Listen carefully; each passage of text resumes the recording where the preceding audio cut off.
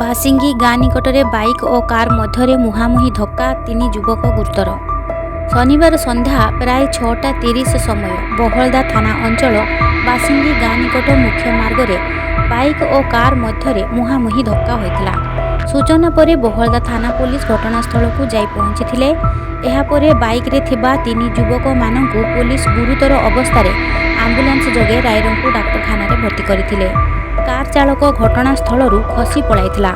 ଗୁରୁତର ଯୁବକମାନେ ହେଲେ ତିରିଙ୍ଗ ଥାନା ଅଞ୍ଚଳ ପାନ୍ଦାଳା ଗାଁର ଆଶିଷ ମଣ୍ଡଳ ଓ ବହଳଦା ବାନାଡୁଙ୍ଗରି ଗାଁର ଜଗନ୍ନାଥ ସର୍ଦ୍ଦାର ଓ ଫାଗୁନ ରାଜ ହେମ୍ରମ ବୋଲି ଜଣାପଡ଼ିଛି। ପୁଲିସ ଦୁର୍ଘଟଣାଗ୍ରସ୍ତ ଗାଡ଼ିଗୁଡ଼ିକୁ ଜବତ କରି ଅଧିକ ତଦନ୍ତ କରୁଥିବା ସୂଚନା ମିଳିଛି।